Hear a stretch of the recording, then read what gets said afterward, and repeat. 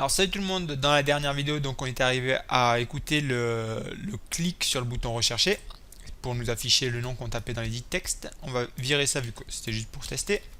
Il y a également un truc que j'avais pas vu, c'est dans Value Styles, on a laissé la ligne Item Name Android Windows Translucent Status, on va la virer aussi, c'était parce qu'on l'a dans le fichier Styles pour les API supérieurs à 19.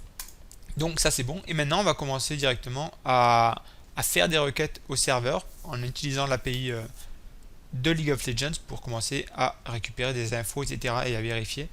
Donc pour ça, on va utiliser la librairie volée, donc qu'on a installée précédemment, et on va avoir besoin de ce qu'on appelle un pattern singleton, qui va nous permettre d'éviter de réinstancier à chaque fois, vu qu'on en aura besoin plusieurs fois dans l'application, de réinstancier à chaque fois la classe, la request queue en fait. Et donc pour ça, on a déjà un exemple sur la doc d'Android. Donc vous venez sur developerandroid.com training volet request queue. Use singleton pattern, vous descendez un peu et on va copier tout simplement la classe. Hop. Et on va coller donc tout ça. On va créer donc une nouvelle classe, Java class, on va l'appeler pareil, mySingleton. Ok, on va virer ça et coller. Et maintenant il nous faut tout importer, donc request queue, image loader, contexte. On va importer ça également. Import class, la support v4. Tac tac, il manque quoi? Voler encore. Hop. Et la request tout en bas. Donc voilà, on a importé ça. C'est comme je vous dis, il n'y a pas forcément besoin de tout comprendre. En gros, ce qu'il faut retenir, c'est que là, il vérifie si on a déjà une instance. Enfin là, si on n'a pas d'instance, il va en créer une autre. Il va en créer une. Si on en a déjà une, donc il va juste la retourner. Ça nous évitera donc de la réinstancier. Donc une fois qu'on a ça, on va pouvoir commencer on va déjà la récupérer. Donc ce qu'on va faire, c'est qu'on va faire un request queue. On va appeler queue. Hop. Et on va l'initialiser dans le onCreate. Et donc queue, on va récupérer, donc ça sera est égal à notre singleton, mySingleton. .get instance. Alors contexte c'est this, c'est l'activité dans laquelle on est. .get request queue. Et là donc on a notre request queue d'initialiser. Maintenant qu'on a initialisé notre request queue, on va créer, je vais créer une classe où je mettrai en fait toutes les méthodes pour faire les requêtes. Donc je vais le faire directement dans un nouveau package, donc new package. Je vais appeler ça request. Hop. Et là-dedans je mets une nouvelle classe que je vais appeler API request. Là-dedans donc on mettra toutes les méthodes qui nous permettront de faire des requêtes. Donc on vérifiera si l'utilisateur qu'on rentre existe, on récupérera l'info des matchs, enfin l'historique des matchs, etc., etc. Et donc de quoi on va avoir besoin pour commencer? On va avoir besoin de la request queue, donc private request queue. Ensuite il nous faudra le contexte dans lequel on fait la requête, donc contexte. L'API key, alors l'API key, je vais déjà importer le contexte. L'API key, pour l'avoir, on a créé le compte dans la première ou la deuxième vidéo de la série, donc si vous ne l'avez pas fait, allez le faire maintenant. Vous venez sur developerriotgames.com, vous vous connectez et vous aurez votre API key comme ça. Hop, donc on la copie et on va la coller. Donc on va créer un private final static string API key qui sera égal donc à ma clé. Je vais également faire une variable région. Alors en fait on ne l'utilisera pas, donc je pourrais la zapper, mais c'est juste si vous voulez ensuite développer l'application et vous entraîner, ça sera une occasion de le faire. En gros, il y a plusieurs régions on peut utiliser différents serveurs pour jouer à League of Legends. Il y a la région d'Europe de l'Ouest, Europe de l'Est, Corée, États-Unis, enfin Amérique et tout ça. Et donc là, à chaque fois qu'on fait une requête sur le nom, il faut sélectionner au préalable la région sur laquelle on veut chercher le joueur. Donc là, nous, on fera que sur EUW, c'est-à-dire l'Europe de l'Ouest.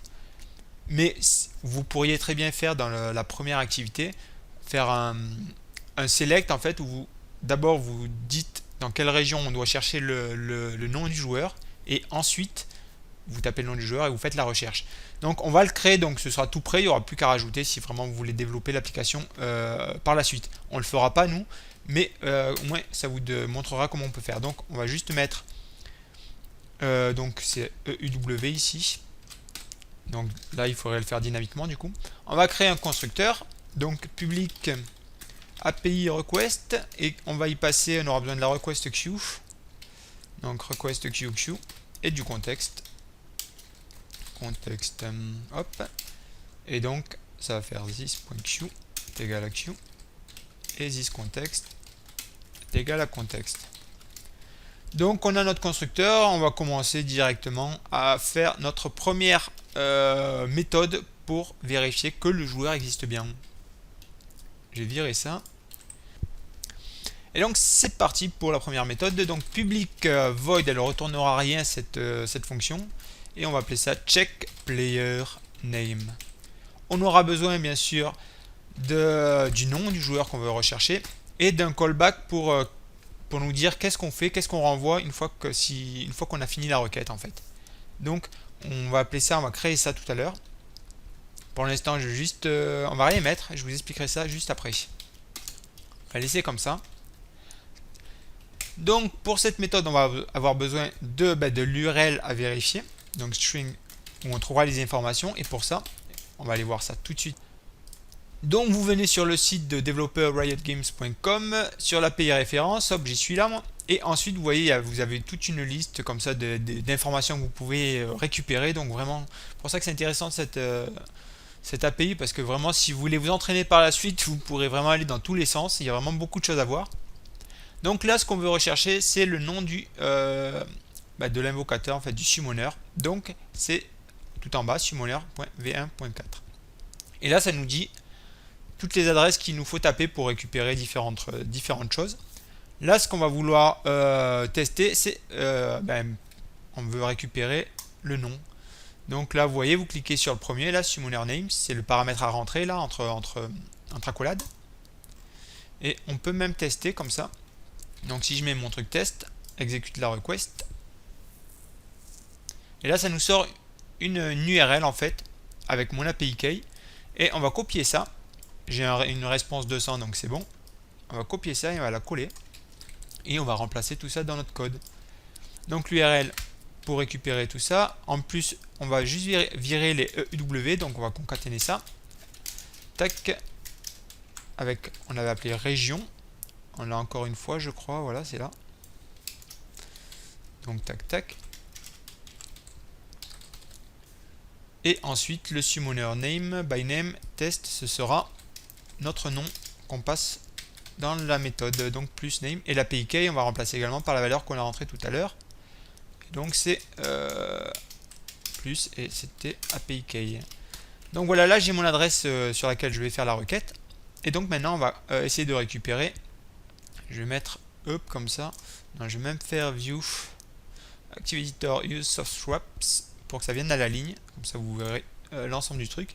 Et maintenant il n'y a plus qu'à faire notre requête. Alors c'est l'API, elle retourne les données en JSON, et d'ailleurs il y a beaucoup d'API qui fonctionnent comme ça, donc vous allez voir, ça va être vraiment sympa de naviguer là-dedans. Là pour le moment ça va être plutôt sympa et plutôt cool. Quand on arrivera sur l'historique des matchs, vous verrez qu'il y aura un peu plus de prise de tête, parce que les fichiers JSON sont assez conséquents et on aura pas mal de choses à récupérer. Donc c'est parti, on va faire donc une JSON object request, vu que tout nous est renvoyé en JSON, on va l'appeler request.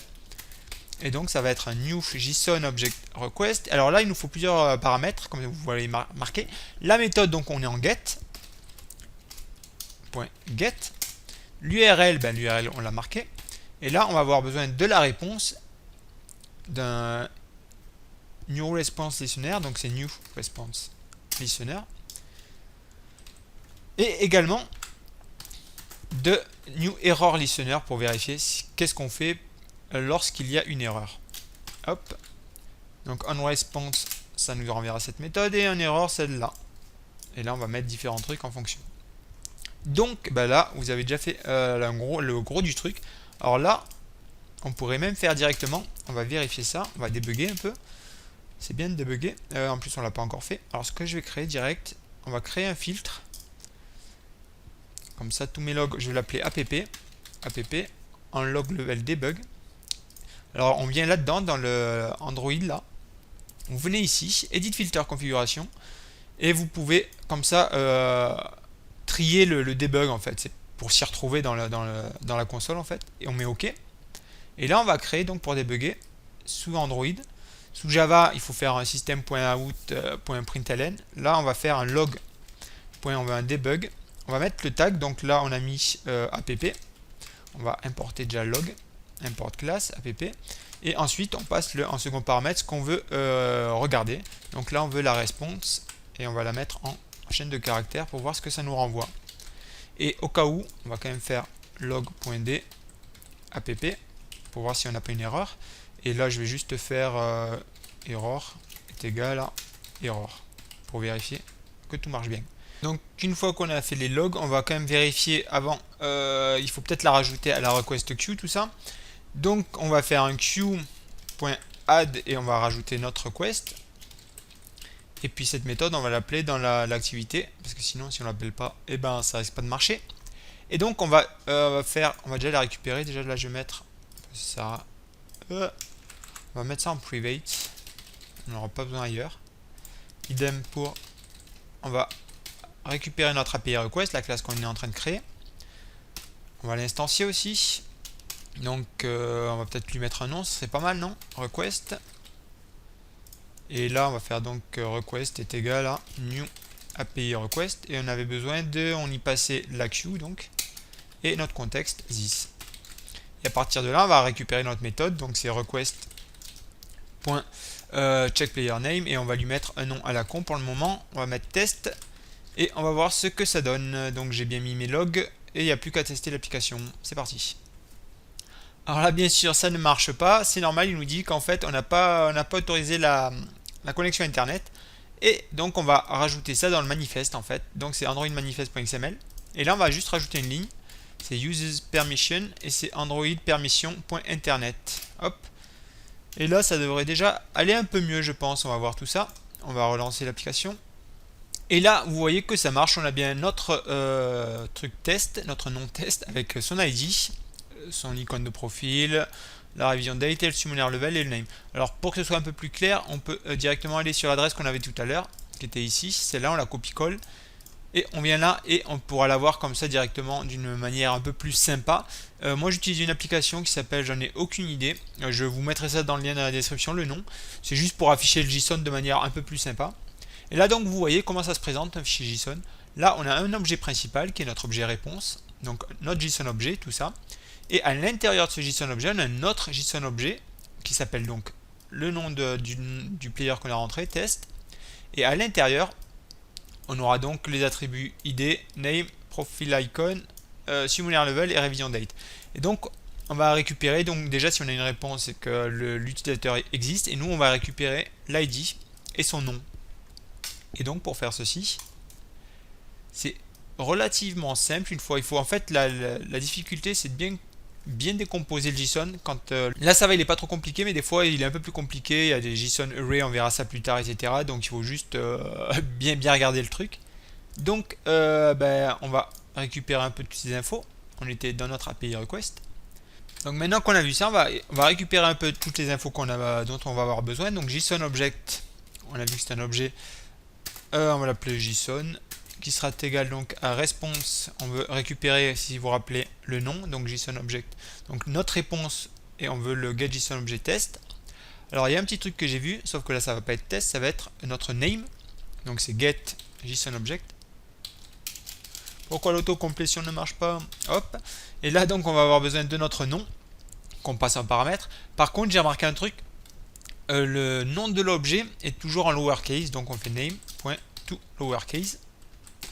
Toujours en minuscule. On va passer également la variable name en finale. Hop. Là vous voyez ça me surligne tout en rouge parce qu'il faut faire un run with try catch pour vérifier qu'il n'y ait pas un problème de JSON en fait. D'ailleurs on pourrait carrément mettre log.d pour vérifier de temps en temps. Par exemple si vous n'avez pas de valeur si vous cherchez le nom mais que vous n'avez pas de valeur, ça vous renverra qu'il n'y a pas de valeur. Donc on peut le tester comme ça sera fait. D'avoir une référence dessus, comme ça on pourra débugger facilement. Et donc là je fais exception qui sera égal à plus notre E. Comme ça on aura un message d'erreur s'il y a un souci. Donc ça c'est pour récupérer mon nom. Et donc le string le nom, c'est notre objet JSON.getString de name. On récupère donc notre objet, je récupère mon objet de test et à partir de cet objet, je récupère l'attribut nom, name. Donc ça c'est pour le name. Et il me faut aussi l'id, et ça sera un long id qui sera égal donc à json.getLong, rien de compliqué, qui s'appellera id. Alors on a récupéré les infos là, mais il faut les passer maintenant à notre activité et on verra ça dans la prochaine vidéo. A plus.